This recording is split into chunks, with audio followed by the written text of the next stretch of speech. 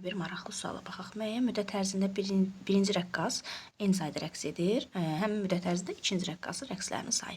Gəlin burada yaylı rəqqas görürük. Yaylı rəqqas üçün period sütunu yazaq. T bərabərdir 2 pi kök altında n bölünsün k-ya.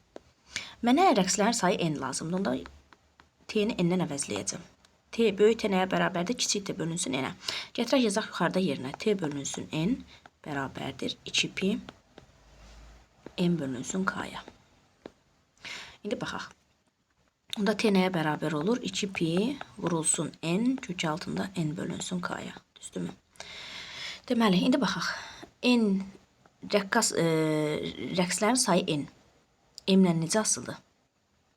Kök altısı ilə tərs asılıdır. K ilə kök altısı ilə düz asılıdır. Onda bax, asılığı belə yazacağım. N1 bölünsün N2 nəyə bərabərdir?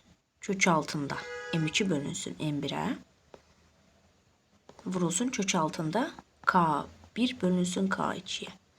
Verilənləri qoyaq yerinə. Deyir, birinci rəqqas n sayda dövr eləyib. Onda n yazıram, n bölünsün n2 bərabərdir. Kök altında.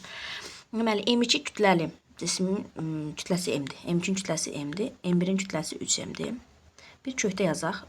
Vurulsun K1 sərtliyi K-dır. K2-nin sərtliyi 3K-dır. K-lar ixtisar gedir, m-lər ixtisar gedir. Onda kök altında 9'da 1. 9'da 1'dən neçə çıxır? 3'də 1 çıxır, düzdürmü? Onda elə bil n bölü n2 3'də 1'ə bərabərdir. Buradan n2'nin tapırıq nə qədər eləyir? 3n edir. Cavab olacaq B variantı.